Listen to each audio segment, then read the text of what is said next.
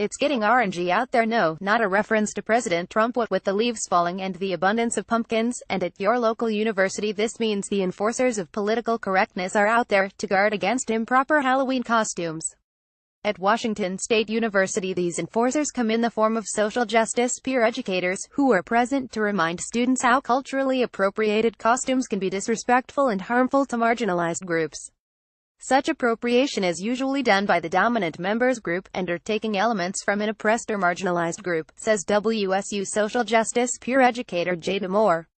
According to the Daily Evergreen, at a meeting in which Moore and other SJPs were in attendance, an audience member whined about once seeing a student with cornrows, and another garbed in a Fidel Castro outfit. In addition, the article points out WSU had been embroiled in a cultural appropriation scandal 4 years ago when, organizations like MECHA complained about the athletic department handing out Cougador masks.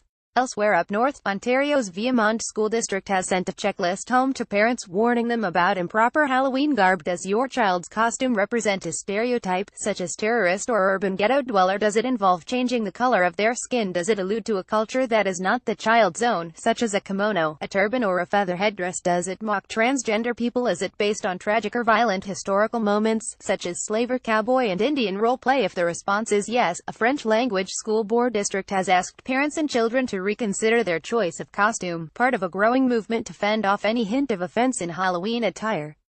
The guidelines emailed to parents late last week by the publicly funded French school board in central southwestern Ontario comes amid debate of whether costume policing is violating free expression.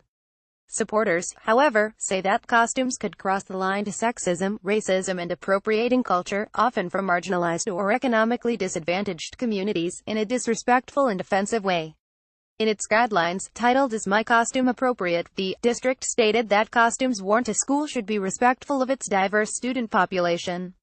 Sometimes, even with good intent, or even without fully realizing it, people wear costumes that can make others feel upset, insulted or humiliated, the board stated.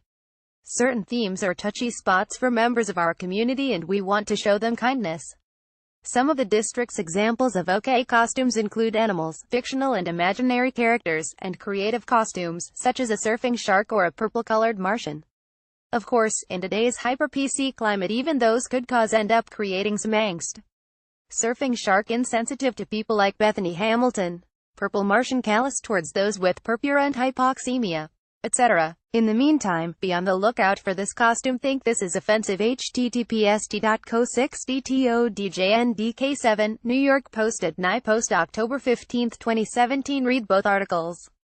More university press. Slippery slopes aren't a thing, so we can punish Halloween costumes. More students forbidden from mocking Halloween. PC culture. Official sites. Emotional harm to campus image. Elner Shutterstock. Like the College Fix on Facebook. Follow us on Twitter.